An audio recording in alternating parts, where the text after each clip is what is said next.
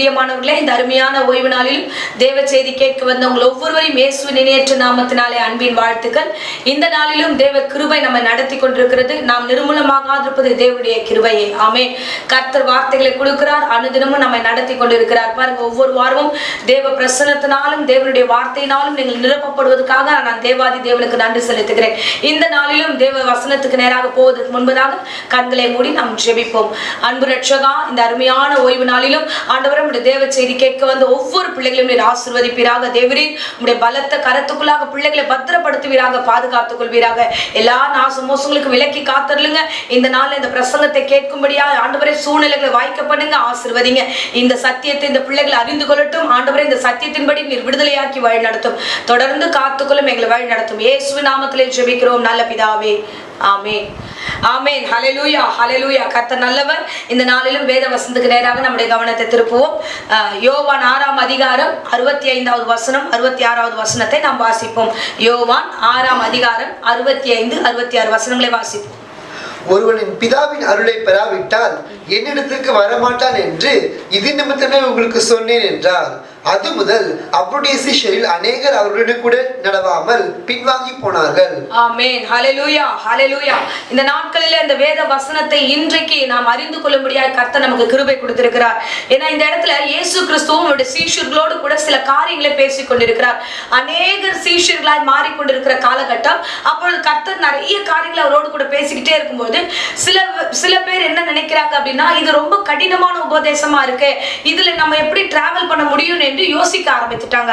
வசனத்துல வாசிச்சோம் என்றால் யோவான் 6ஆம் அதிகாரத்துல 60வது வசனத்துல இவ்விதமாய் வசனம் சொல்லுகிறது. அவருடைய சீஷரில் அநேகர் இவைகளை கேட்ட பொழுது இது கடினமான உபதேசம், யார் இதை கேட்பார்கள் என்றார்கள்.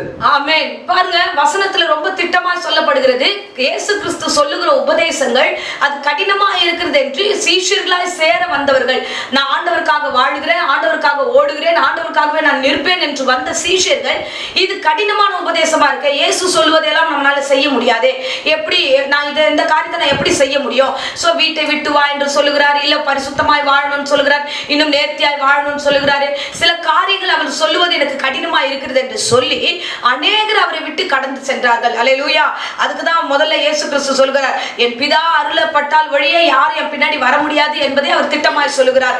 இன்றைக்கு நாம எப்படி இருக்கோம்? இதுதான் தேவ பிரசங்கம் இன்னைக்கு நம்மளோடு கூட பேசுகிறார். பாருங்க, இன்றைக்கு நாம எப்படி இருக்கிறோம்? அநேகர், வசனம் சொல்கிறது 66ல வாசிச்சோம், அநேகர் அவரோடு கூட நடவாமல் பின்வாங்கி போனார்கள்.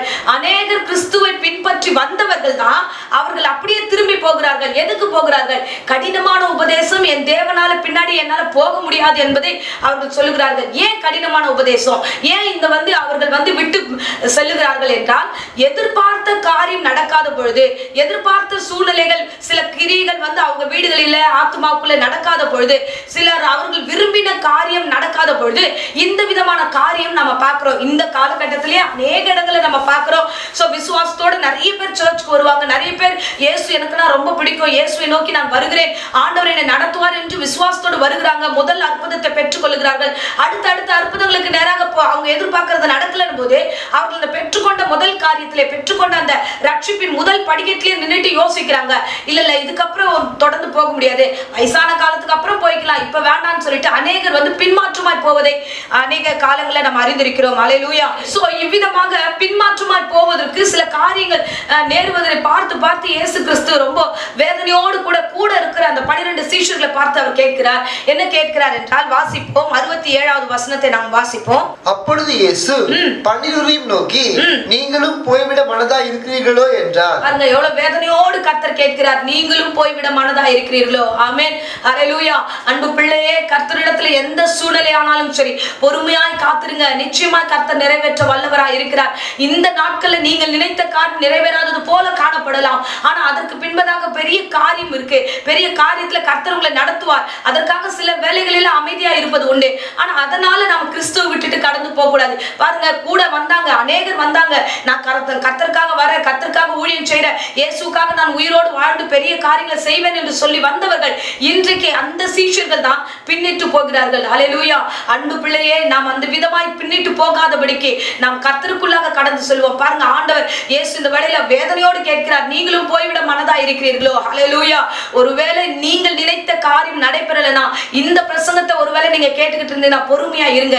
நிச்சயமாய் கர்த்தர் உங்களோடு கூட இருந்து வழி நடத்துவார். பாருங்க, இப்ப கேட்ட பொழுது உடனே பேதுரு இவ்விதமாய் சொல்லுகிறார் 68வது வசனத்துல, சீமோன் பேதுரு அவருக்கு பிரதியுத்தரமாக, ஆண்டவரே, யாரிடத்தில் போவோம்? நித்திய ஜீவ வசனங்கள் உம்மிடத்தில் உண்டே. ஹல்லேலூயா. சோ பேதுரு இவ்விதமாய் சொல்லுகிறார், ஆண்டவரே, ஜீவ வசனம் உம்மிடத்தில் இருக்கே, நான் எப்படி ஆண்டவரே போவேன் அப்படின்ட்டு அவர் சொல்லுகிறார். ஆனா இது சொல்லிய பேதுரு கூட ஒரு சூழ்நிலையில என்ன ஆகுது அப்படின்னா, இயேசு கிறிஸ்துவை வந்து சிலுவைக்கு ஒப்பு கொடுக்க அவரை கொண்டு போகும் பொழுது பேதுருவை பிடிப்பார்கள். பேதுரு பிடிக்கும் போது பேதுரு சொல்லுவார், என்ன சொல்லுவார்னா, அங்க இருக்கிறவங்க எல்லாம் கேட்கிறாங்க, நீ இயேசுவோடு கூட இருந்தவன் தானே. உடனே பேதுரு சொல்லுகிற வார்த்தை என்னன்னா, எனக்கு அவர் யாருன்னே தெரியாது என்று சொல்லுவார். லூக்கால விதமாய் வாசிக்கிறோம் 22ஆம் அதிகாரத்துல 54 இருந்து தொடர்ந்து வாசிச்சோம் என்றால் அங்கே ஒரு வசனம் சொல்லப்படுகிறது, அவர் யாருன்னு எனக்கு தெரியாது, எனக்கு அவர் நான் பார்த்தது கிடையாது, சத்தியம் என்றான், சபிக்க தொடங்குகிறான் என்று வேதத்துல விதமாய் வாசிக்கிறோம். ஹல்லேலூயா. சோ இந்த நாட்களில என்ன காரியம் ஆகிறது, நான் நல்லா இருந்தா மட்டும்தான் இயேசுவை பின்பற்ற முடியும், நான் விரும்பின காரியம் நடந்தா மட்டும்தான் இயேசு பின்பற்ற முடியும், எனக்கு விருப்பம் இல்லாத காரியம், எனக்கு நெருக்கமான காரியம், எனக்கு பிரச்சனை வருகிற காரியமா இருந்தா நான் இயேசுவை பின்பற்ற மாட்டேன் என்று விட்டு ஓடுகிறவர்கள் நிறைய பேர் உண்டு. ஹல்லேலூயா. அதே போலதான் பேதுரு அந்த இடத்துல சொல்லுகிறார், ஆண்டவரே, ஜீவவசனம் இடத்துல இருக்கே, நான் எப்படி போவேன் கேட்ட அதே பேதுருவே இந்த இடத்துல என்ன ஆகுறார்னா, இயேசு கிறிஸ்துவை சபிக்கிறார். இயேசு கிறிஸ்து எனக்கு தெரியாதுன்னு சொல்லுகிறார். ஹல்லேலூயா.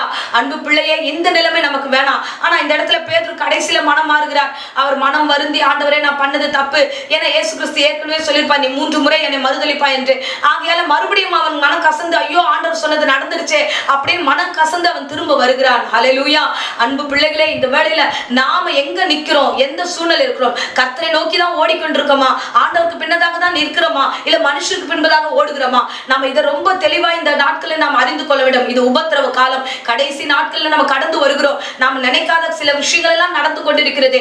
நீங்கள் கர்த்தரை நோக்கி வாருங்க. பாருங்க, இஸ்ரவேல் ஜனங்கள் இவ்விதமாய் கர்த்தரை விட்டு பின்வாங்கி போகிற ஒரு சூழ்நிலை வருகிறது. என்னாகமம் 14ஆம் அதிகாரம் 43ஆம் வசனத்துல இவ்விதமாய் சொல்லப்படுகிறது, அமலேக்கியரும் கானானியரும் அங்கே உங்களுக்கு முன்னே இருக்கிறார்கள், பட்டயத்தினால் விழுவீர்கள், நீங்கள் கர்த்தரை விட்டு பின்வாங்கினபடியால் கர்த்தர் உங்களோடு இருக்க மாட்டார் என்றார். ஆமென். ஹல்லேலூயா. இஸ்ரவேல் ஜனங்கள் இவ்விதமாக கர்த்தரை விட்டு பின்மாற்றமாய் போகிறார்கள்.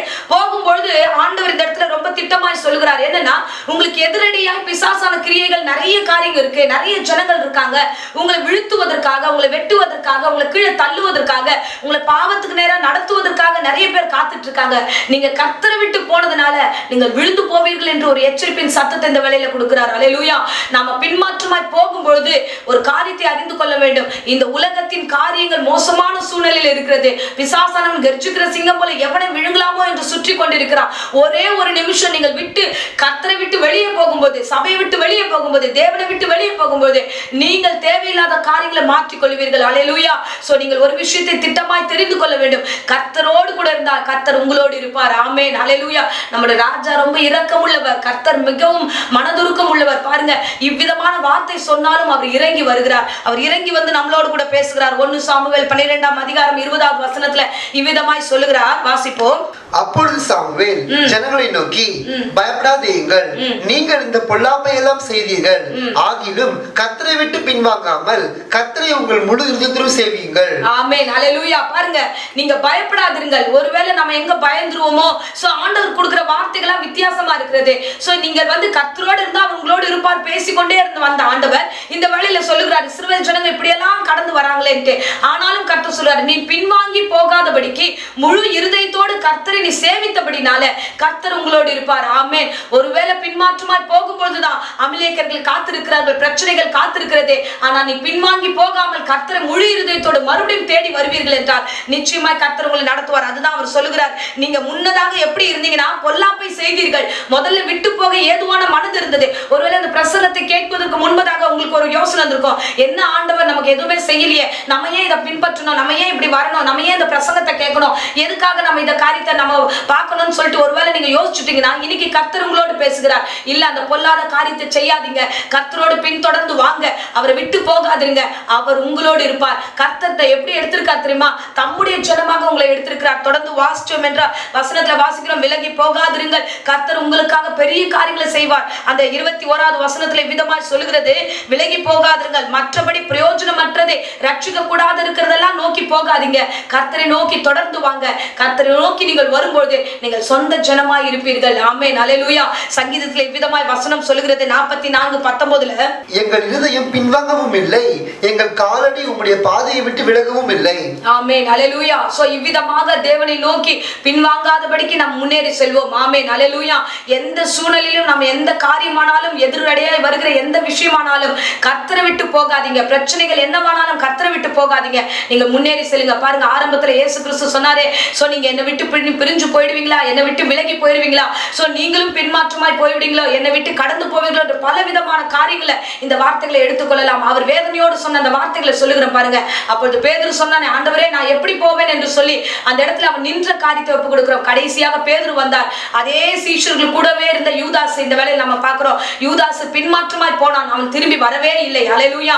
அன்பு பிள்ளையே, இந்த வேளையில கர்த்தர் உங்களோடு கூட பேசுகிறார். நீங்க கர்த்தரோடு இருந்தால் கர்த்தர் உங்களோடு இருப்பார். கர்த்தரோடு கூட நீங்க பயணித்தீங்கன்னா நிச்சயமா நீ போகிற இடமெல்லாம் கர்த்தர் உங்களை ஆசீர்வதித்து நடத்துவார். சோ இவ்விதமாக 2 ராஜாக்கள் 18:6-7 வசனத்திலே விதமாய் வாசிக்கிறோம். அவன் கர்த்தரை விட்டு பின்வாங்காமல் அவரை சார்ந்திருந்து கர்த்தர் மோசேக்கு கற்பித்த அவருடைய கற்பனைகளை கைக்கொண்டு நடந்தான்.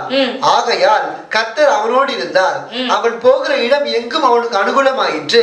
அவன் அசிரிய ராஜாவை சேவிக்காமல் அவன் அதிகாரத்தை தள்ளிவிட்டான். ஆமென், அல்லேலூயா. எசேக்கியா ராஜா குறித்து விதமாய் சொல்லப்பட்டிருக்கு, அவன் பின்வாங்காதபடிக்கு கர்த்தரை முன்னோக்கி அவர் கடந்து வந்தபடினால ஆகையால் கர்த்தர் அவனோடு இருந்தார். அவன் போகிற இடம் எங்கும் அவனோடு கூட இருந்து எல்லா காரியத்தையும் அனுகூலமாக்கினார். ஆமென், அல்லேலூயா. சோ நீங்கள் கர்த்தரை விட்டு பின்வாங்காமல் இருந்தீங்கன்னா, கர்த்தரையே சேவித்தீங்கன்னா, முழு இருதயத்தோடு கர்த்தரை பார்த்தீங்கன்னா, இன்றைக்கு கர்த்தர் உங்களுக்கு ஒரு வசனம் கொடுக்கிறார், இன்னைக்கு ஒரு வார்த்தை கொடுக்கிறார், தீர்க்கதரிசனமாய் வார்த்தை வருகிறது. நீங்கள் செய்யும் காரியங்கள் எல்லாவற்றையும் கர்த்தர் அனுகூலமாற்றுவார். ஆமென், அல்லேலூயா.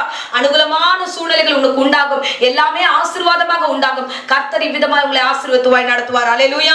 இம்மட்டும் காத்த தெய்வம் உங்களை வழிநடத்த வல்லவராய் இருக்கிறார். ஆமென். ஆகையால இன்றைய சத்தியம் இயேசு உங்களை பார்த்து கேட்கிற வார்த்தையின்படியாக, சோ நீங்களும் போய்விட மனதா இருக்கிறீர்களா என்று ஏன் கேட்டார், எதற்காக கேட்டார்? சோ நாம யோசிக்கிற யோசனை அவர் அறிந்திருக்கிறார். பின்மாற்றமாய் போயிடாதீங்க, விட்டு விலகிடாதீங்க, நிர்விசாரமாய் இருந்தாதீங்க, கர்த்தரை நோக்கி வாங்க. உங்கள் காரியம் அனுகூலமாகணும்னா கர்த்தர் ஒருவர் தான் வழி. அவரை நோக்கி வாங்க, அவரை பயணித்து அவர் பின்தொடருங்க. அப்போது நிச்சயமாய் ஆசீர்வாதத்தை பெற்றுக் கொள்வீர்கள். அவர் எப்பொழுதும் உங்களை விட்டு விலக மாட்டார். அதான் வேதம் சொல்லுகிறதே, நான் உன்னை விட்டு விலகுவதில்லை, உன்னை என்றும் கைவிடுவது என்று. எத்தனையோ சூழ்நிலையில நாம் அவரை விட்டு விலகி ஓடி போயிடுறோம், ஆனா அவர் ஒரு காலம் நம்ம விட்டு போக மாட்டார். நீ எப்போது திரும்பி வருவீர்கள் என்று அவர் உங்களுக்காக காத்திருக்கிறார். ஆகையால நீங்கள் வசனத்துக்கு ஏற்றார் போல உங்களுடைய வாழ்க்கையை ஒப்பு கொடுங்க, வசனத்துக்கு ஏற்றார் போல உங்களுடைய எதிர்காலத்தை அர்ப்பணிங்க. கர்த்தரை நோக்கி பாருங்க. இப்பொழுது பார்த்தா இது ஒருவேளை கடினமா இருக்கலாம் உபதேசங்கள், ஆனா இதுல நிலைச்சிருந்தீங்கன்னா பூர்ண ஆசீர்வாதத்தை பெற்றுக்கொள்வீர்கள். ஆமென். கர்த்தரை நோக்கி பார்க்கிற முகங்கள் வெட்கப்பட்டு போனதில்லை. ஆண்டவர் ஆசீர்வாதத்தை உங்களை சாட்சியா நடத்துவார். இப்பொழுதும் அடியேன் உங்களுக்காக ஜெபிக்கிறேன். இருந்த இடங்களே கண்களை மூடி நாம் ஜெபிப்போம். அன்பு ரட்சகா, இந்த அருமையான வேலைக்காக ஸ்தோத்திரம் ஆண்டவரே. அப்பா உமக்கு ஸ்தோத்திரம் ஆண்டவரே. ரட்சகா உமக்கு நன்றி அப்பா. எந்த சூழ்நிலையிலும் உம்மை விட்டு விலகாத மனதை ஒவ்வொருவருக்கும் கட்டளையிடுவீராக. இந்த யூடியூப் மூலமா பார்த்து கொண்டிருக்கிற அருமையான பிள்ளைகள் ஒருவேளை வேற ஏதாவது யோசித்துக் கொண்டு இந்த வாழ்க்கையை விட்டு கடந்து போக வேண்டும் என்று யோசித்தால் அவருடைய சூழ்நிலைகளை நீர் வேலி அடைப்பீராக. ஆண்டவரே அப்பா உமக்கு ஸ்தோத்திரம். ஜீவனுள்ள வார்த்தையும் வசனமும் உம்மிடத்துல உண்டே ராஜா, அதை பற்றி கொண்டு ஆண்டவரே சகலவற்றை ஆசீர்வாதத்தை பெற்றுக்கொள்ள கிருபை தாங்க. தடைகளை உண்டு பண்ணுகிற சாத்தானை இயேசுவின் நாமத்திலே சபித்து கட்டுகிறேன் கர்த்தாவே. நிச்சயமாகவே ஆண்டவரே இந்த பிள்ளைகளுக்கு ஆண்டவரே நீர் ஆசீர்வாதத்தை வைத்திருக்கிறீர். ஆண்டவரே இந்த பிள்ளைகளை ஆசீர்வதித்து தொடர்ந்து வழிநடத்தும் காத்துக்கொள்ளும். இந்த ஓய்வு நாளில் உம்மை நோக்கி பார்த்து இந்த பிள்ளைகளுக்கு சகல காரியம் அனுகூலமாகும் என்று சொன்னீரே, நீ போகிற காரியம் எல்லாம் அனுகூலமாகும் என்று சொன்னீரே. அவ்விதமாய் ஆண்டவரை அனுகூலமாக்கி ஆசீர்வதியும், தொடர்ந்து காத்துக்கொள்ளும், வழிநடத்தும். இயேசுவின் நாமத்திலே ஜெபித்து ஒப்புக் கொடுக்கிறேன் நல்ல பிதாவே. ஆமென். ஆமென். Praise the Lord. God bless you.